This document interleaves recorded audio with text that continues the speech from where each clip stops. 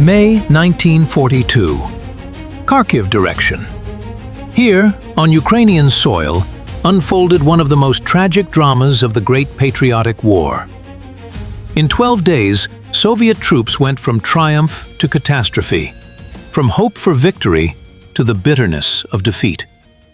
3 armies, the 6th, 9th, and 57th, disappeared from the map of hostilities, as if they had never existed. 239,000 soldiers and commanders were encircled. Only a few escaped from this ring of death. The Kharkiv operation became a prelude to even greater trials. It opened the way for the Wehrmacht to Stalingrad and the Caucasus. But how could this have happened? How did an offensive that began with brilliant successes turn into one of the greatest military catastrophes in history? The answers to these questions are hidden in the intricate web of ambitions and miscalculations, bravery and mistakes, hopes and tragedies of those May days. By the spring of 1942, the front line in the south had acquired a deceptive stability. Following the Red Army's winter offensive, German forces had rolled back from Moscow. But in the Ukrainian expanses, Army Group South retained most of the captured territories. Kharkov remained in Wehrmacht hands, having become a powerful node of resistance and a symbol of German presence in the east. For the Soviet command, this city became an obsession. Its liberation was meant to demonstrate to the entire world that the initiative had definitively passed to the Red Army. Stalin personally insisted on active operations, fearing that a prolonged pause would allow the Germans to regain strength and seize the initiative. In the Kremlin, an offensive zeal prevailed. It seemed that the enemy had been broken near Moscow, and a strong enough blow would finally break their resistance. However, the reality on the front was far more complex than the Kremlin's perceptions. Army Group South, under the command of Field Marshal Bock, was methodically preparing for the summer campaign. German generals perfectly understood the strategic importance of the southern direction. Here lay the path to Caucasian oil and the Volga crossings. The Kharkov salient, deeply jutting into German positions, was considered a convenient springboard for future operations, but simultaneously created a vulnerability for the flanks of any Soviet offensive. German intelligence recorded the concentration of Soviet troops, but the command of Army Group South perceived this as an opportunity to deliver a preemptive strike against the preparing enemy.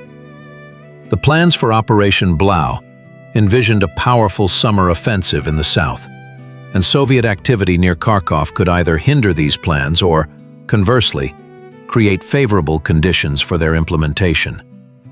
The spring thaw was ending, and both sides were preparing for the decisive battles of the approaching summer. At the headquarters of the Southwestern Front in Kupiansk, an atmosphere of restrained optimism prevailed.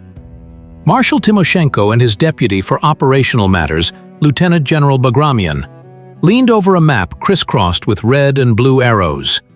The plan, which they had been developing for several weeks, looked convincing and logical on paper. Soviet troops were to launch a powerful strike from the Barvenkovo salient, break through German defenses north and south of Kharkov, and then link up in the depths, encircling the entire enemy garrison in Kharkov. The objective of the operation was formulated with utmost clarity: to liberate Kharkov and create conditions for a further offensive to the west. At first glance, the concept contained nothing impossible. The Barvenkovo salient indeed presented a convenient springboard for an offensive. Here, Soviet troops had wedged into German defenses to a depth of up to 80 kilometers, creating a kind of springboard for a dash to Kharkov. The front command planned to use this salient as a launching pad for 2 powerful strikes. The main strike was to be delivered by the forces of the 6th Army under Lieutenant General Gorodnyansky from the north, and the auxiliary strike by the forces of the 57th Army under Lieutenant General Podlas from the south. The 9th Army under Major General Karatonov was to provide flank cover and develop the success in case of a breakthrough. According to the front headquarters calculations, Soviet troops possessed sufficient strength to accomplish the assigned task. However, the first alarming signs appeared already at the planning stage. Intelligence data on the enemy turned out to be fragmentary and contradictory.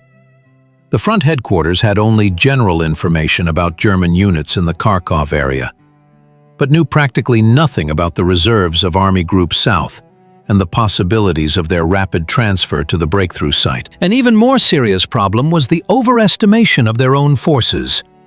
Soviet armies designated for the offensive formally looked impressive on paper, but their actual combat effectiveness raised serious doubts.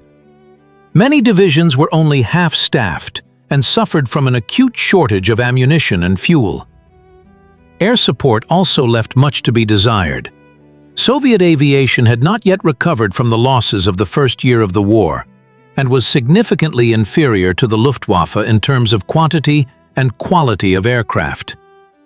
By May of 1942, Semyon Konstantinovich Timoshenko was one of the most controversial figures in the Soviet military leadership. The 57-year-old marshal had come a long way from a simple peasant to a front commander, but his career was full of both brilliant victories and painful defeats.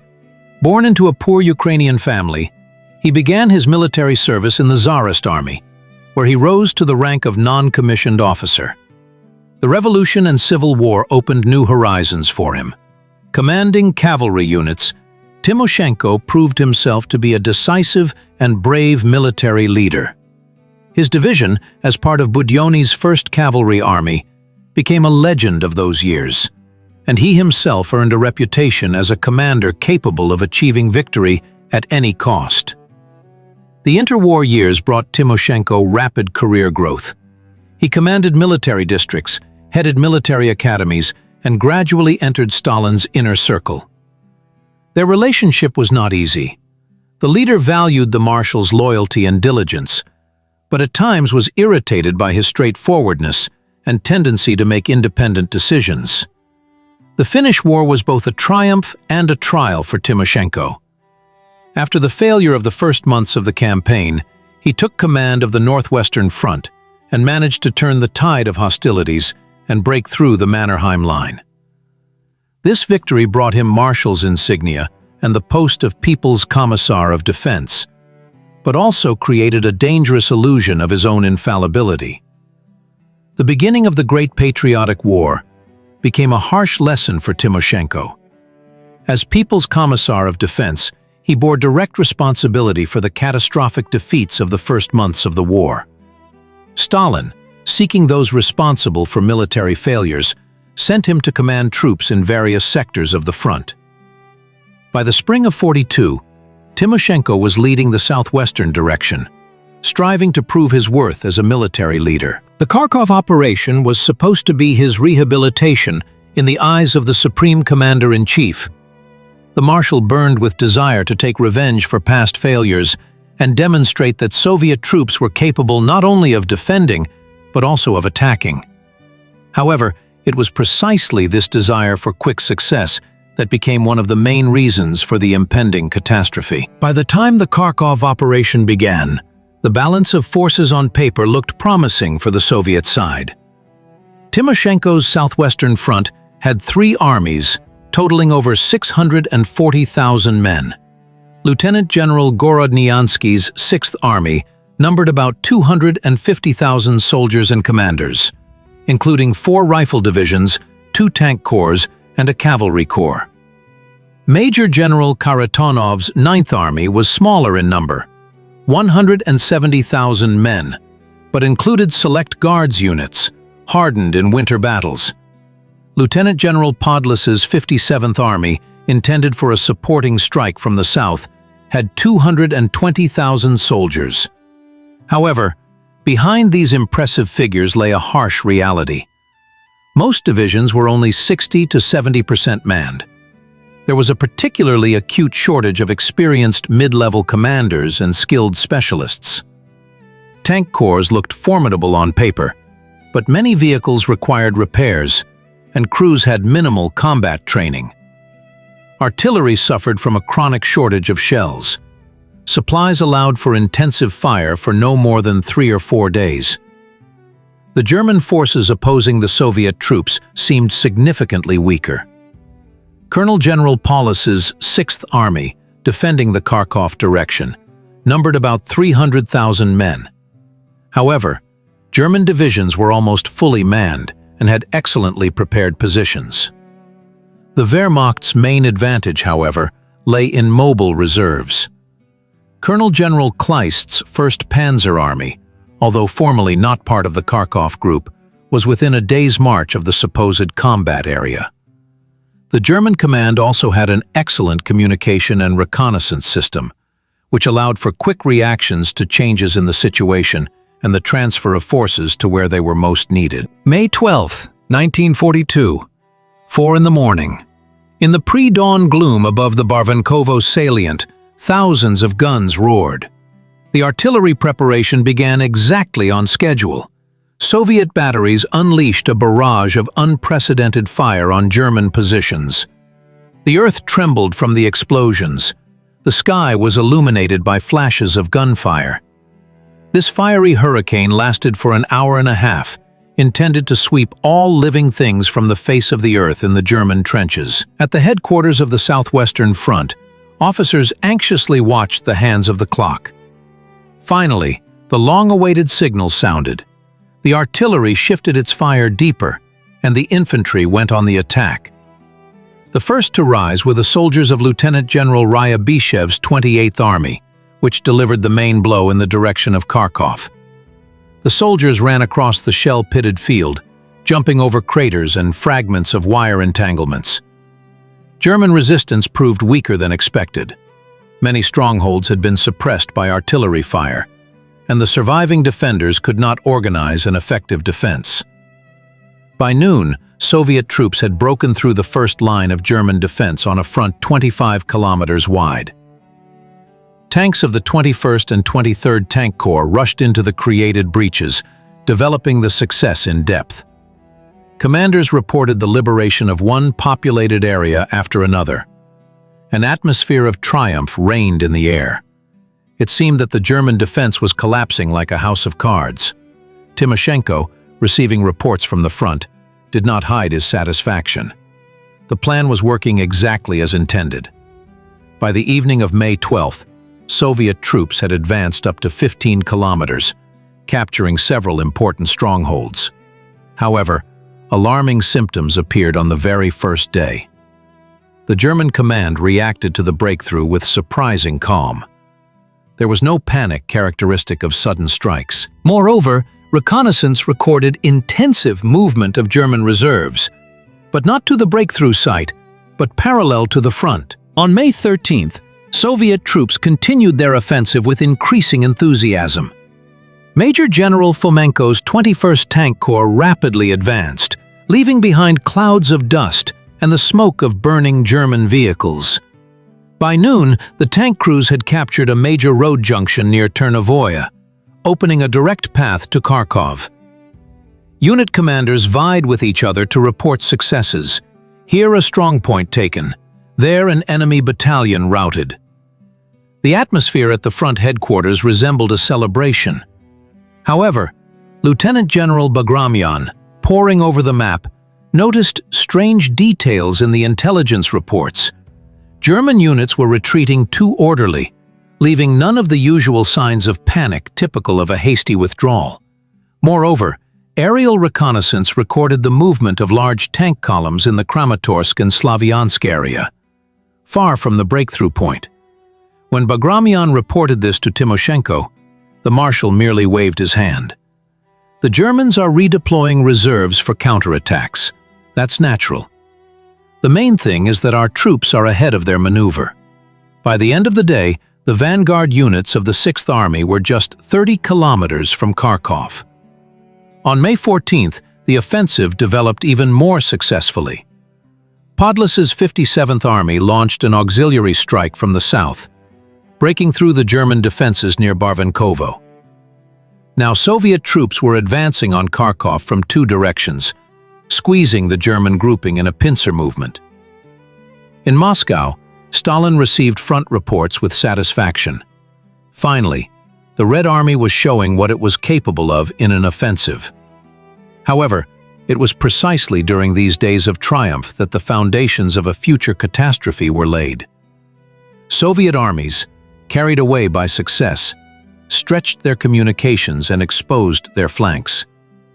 The German command patiently waited, accumulating forces for a decisive blow. On May 15th, a businesslike atmosphere reigned at the headquarters of Army Group South in Poltava. Colonel General Paulus leaned over a map, studying reports from the front. Soviet troops continued to penetrate deep into German defenses, but their movement became increasingly predictable. This was precisely what the German command had been waiting for, a week before the start of the Soviet offensive. An operation codenamed Frederikus was developed in utmost secrecy. This plan envisaged not just repelling the enemy's blow, but the complete encirclement and destruction of the advancing Soviet armies. German generals turned apparent weakness into a deadly trap. While Soviet troops celebrated the successes of the first days, powerful German formations were secretly concentrating on the flanks of their strike group. Kleist's 1st Panzer Army imperceptibly advanced to its starting positions south of Barvenkovo. Simultaneously, Army Group South transferred reserves to the northern flank of the Soviet breakthrough. The encirclement plan was developed with German meticulousness.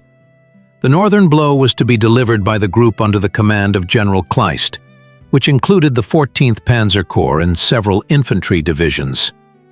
The southern strike was entrusted to the 44th Army Corps and elements of the 1st Panzer Army. These pincers were to close east of Barvenkovo, cutting off Soviet troops from the main forces of the front.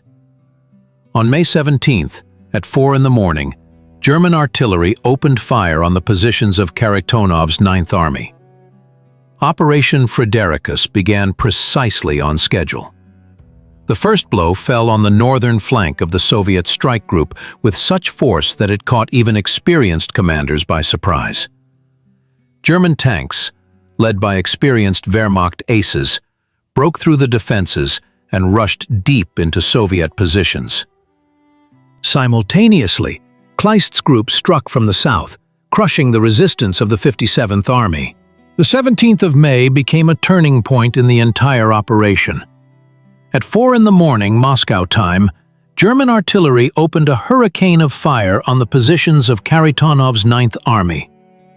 Hundreds of guns simultaneously unleashed a barrage of metal on Soviet trenches, tearing through the morning silence with a roar that could be heard for tens of kilometers.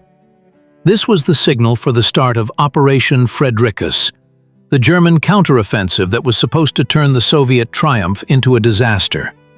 The first blow fell on the northern flank of the strike group, with such force that it caught even experienced commanders off guard. General Huba's 14th Panzer Corps, like a steel fist, broke through the defenses and rushed deep into Soviet positions. Simultaneously from the south, Kleist's group crushed the resistance of the 57th Army, beginning its movement to meet the northern strike group. The German pincers began to slowly but inexorably close around the Soviet troops. At the headquarters of the Southwestern Front, the first reports of German attacks were perceived as ordinary counterattacks.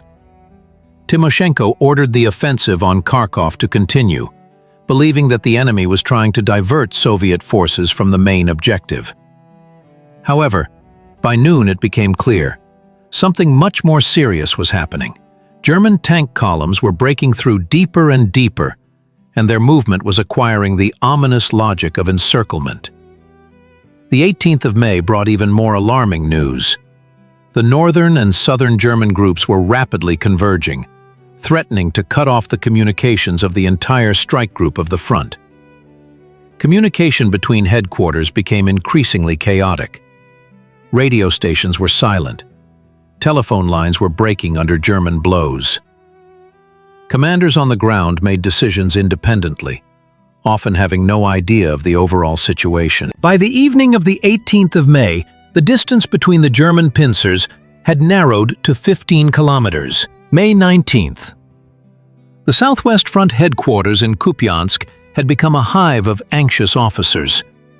Telephones rang incessantly, radio stations crackled with tension, and maps were covered with new red arrows indicating German breakthroughs.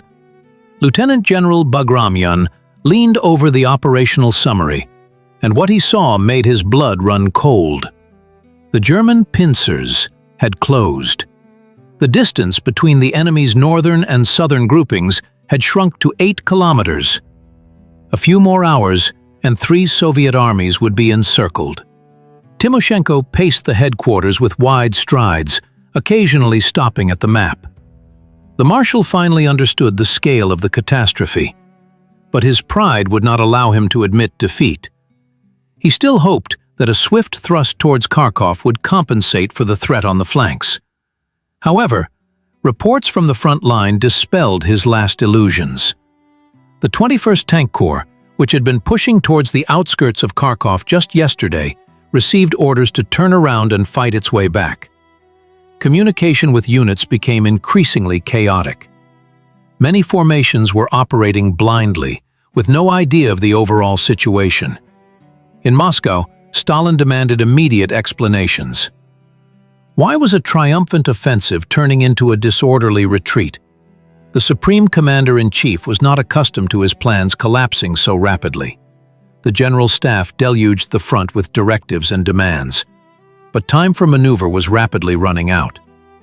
By noon on May 19th, German tanks were just 3 kilometers from each other.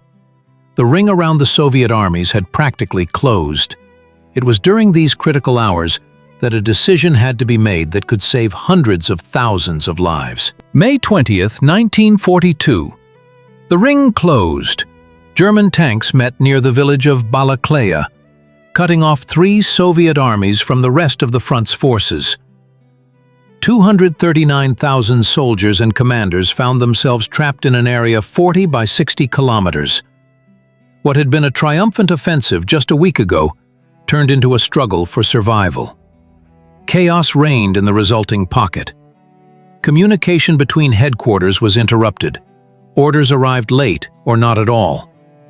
Division and regiment commanders made decisions independently, often unaware of the overall situation. Lieutenant General Gorodnyansky, commander of the 6th Army, attempted to organize a breakthrough to the east, but his staff lost control of most formations. Radios were silent. Telephone lines were cut by German saboteurs. The first attempts to break out of the encirclement were spontaneous. Separate regiments and battalions hurled themselves at German positions, hoping to breach the ring. The 21st Tank Corps of Major General Fomenko, which had been pushing towards Kharkov just the day before, turned around and tried to break through Balaklaya. The tank crews fought with the desperation of the doomed, but the German anti-tank defenses proved impregnable. In a day of fighting, the Corps lost half its vehicles, failing to break through to their own. The situation was exacerbated by a catastrophic lack of supplies. Ammunition and fuel depots remained behind the front line, and German aviation methodically destroyed everything that could support the encircled troops. By the end of the first day, ammunition and shell shortages began to be felt in the pocket. Tanks stopped one after another, having exhausted the last liters of diesel fuel. Artillery economized every shot, firing only at the most important targets. Meanwhile, the German ring continued to tighten. Colonel General Kleist methodically pulled his divisions together, reducing the area of the pocket and increasing the density of fire. Every kilometer of Soviet land had to be defended, at the cost of hundreds of lives. Villages and heights changed hands several times a day, but the overall result remained unchanged. The ring was tightening. May 21st brought only new trials to the encircled troops. The German ring compressed to 30 by 40 kilometers, turning the cauldron into a true meat grinder. Every square meter was swept by artillery fire. Every hill became an arena of bloody battles. Major General Karatonov, commander of the 9th Army, made a last desperate attempt at a coordinated breakthrough. The remnants of 3 tank corps were to strike in one direction, punching a gap for the infantry to exit. The attack began at dawn under the cover of the last shells. Soviet tanks charged head-on into German positions, but anti-tank guns met them with dense fire. Machine after machine exploded and caught fire, but the tank crews continued to advance. By noon, all that remained of the once formidable corps were smoking ruins. On May 22nd, resistance began to wane. Ammunition ran out completely, fuel was depleted, food was consumed. Individual groups of fighters still tried to break through to their own lines, but most understood the hopelessness of the situation. Lieutenant General Gorodnyansky shot himself in his dugout, unwilling to be captured. Major General Karatonov was mortally wounded by a shell fragment and died in the arms of his adjutant. Army command virtually ceased to exist. On May 23rd, organized resistance completely stopped. White flags appeared over the last pockets of defense. German soldiers cautiously entered the ruined positions, discovering mountains of weapons and thousands of prisoners. The Kharkov catastrophe was complete. 3 armies of the Red Army ceased to exist. Of the 239,000 encircled soldiers, only about 22,000 managed to break through to their own lines in separate groups in the first days of the encirclement. The rest perished or were taken prisoner. Equipment losses were catastrophic. 652 tanks, 2,800 artillery pieces, thousands of vehicles remained on the battlefield. The Wehrmacht captured trophies sufficient to equip an entire army. The Kharkov catastrophe was the result of a whole complex of strategic and tactical errors by the Soviet command. Analyzing the events of May 1942, military historians identify several key miscalculations that turned an ambitious offensive into one of the Red Army's greatest tragedies. The first, and perhaps most critical mistake, was the catastrophic underestimation of the enemy. Soviet intelligence provided the front command with an extremely incomplete picture of German forces in the Kharkov area. Timoshenko's staff had only general information about the composition of Paulus's 6th Army, but knew almost nothing about the mobile reserves of Army Group South.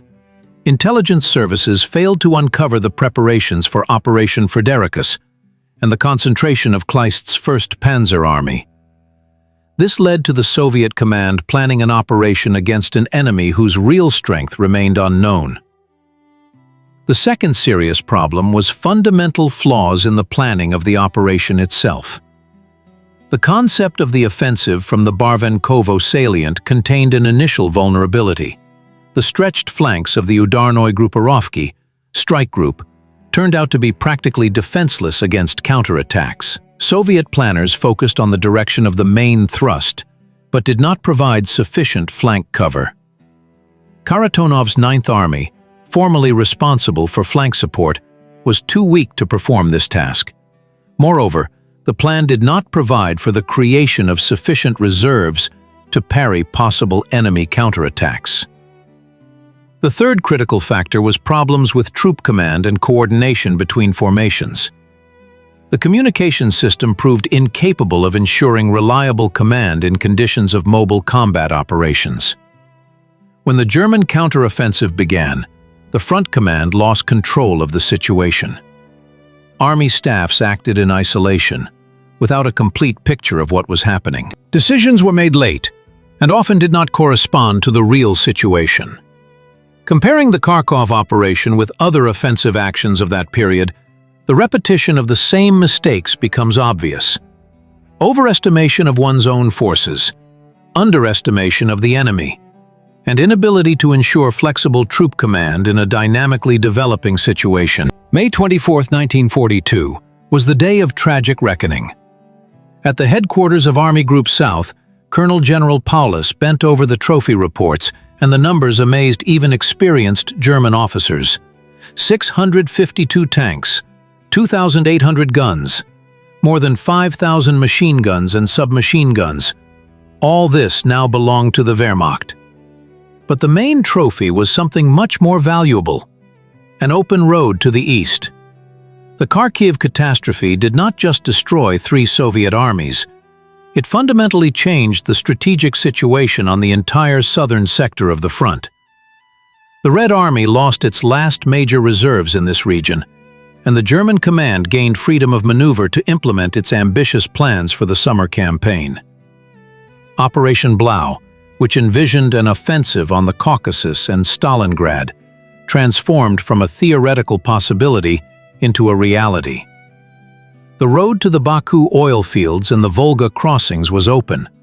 For the Soviet military leadership, the consequences of the catastrophe were disastrous not only militarily, but also politically. Stalin, who just a week earlier had enthusiastically followed the successes of the Kharkiv offensive, now demanded to find those responsible for the failure. The repressive NKVD machine was already preparing for a new wave of arrests among the command staff. Many generals and officers, who miraculously escaped encirclement, found themselves under investigation. The atmosphere of distrust and fear, characteristic of the first months of the war, returned to headquarters and command posts. The morale of the troops also suffered irreparable damage. Soldiers, who until recently believed in a quick victory, once again saw the might of the German war machine. Propaganda reports of victories near Moscow paled before the harsh reality of the southern front. The Red Army was retreating again, and there was no end in sight to this retreat. 80 years have passed since those tragic May days of 1942, yet the lessons of the Kharkiv catastrophe remain relevant today. This operation became a peculiar textbook of military errors, the study of which helps to understand not only the nature of the Great Patriotic War, but also the fundamental principles of military art. Modern military academies worldwide include an analysis of the Kharkiv events in their programs, viewing them as a classic example of how ambition can lead to disaster. The main lesson of the Kharkiv operation lies in understanding that war is not a game of chess, where pieces obediently follow the player's will. It is a living organism, where each decision generates a chain of unpredictable consequences. The Soviet command planned the operation based on ideal conditions, without considering the enemy's ability to adapt and counter. German generals, on the contrary, turned the Soviet initiative into their own advantage, using the classic judo principle to direct the opponent's strength against himself. For modern military planning, the Kharkiv events demonstrate the critical importance of intelligence and enemy assessment. In the era of satellite reconnaissance and electronic warfare, it might seem that the problems of information support have been solved. However, the Kharkiv experience shows that it is not just about the quantity of data, but about their correct interpretation. Soviet intelligence recorded the movement of German reserves, but the command incorrectly assessed their significance. Today, military analysts face similar challenges. Vast amounts of information require not just collection, but competent analysis and forecasting. The Kharkiv operation also demonstrated the importance of flexibility in troop management. When the German counteroffensive began, the Soviet command proved incapable of quickly adjusting its plans. Modern military doctrines emphasize the need for adaptive planning and the ability of commanders to make independent decisions in a changing environment. The principle of centralized planning and decentralized execution, which has become the foundation of modern armed forces, was largely formed thanks to the lessons of catastrophes like Kharkiv. In the historical memory of the peoples of the former Soviet Union, the Kharkiv operation entered as a symbol of tragic mistakes and the heroism of ordinary soldiers. Thousands of monuments and obelisks in Ukrainian villages remind us of those who did not return from the May cauldron. This memory serves not only as a tribute to the fallen, but also as a warning for future generations of military and political leaders.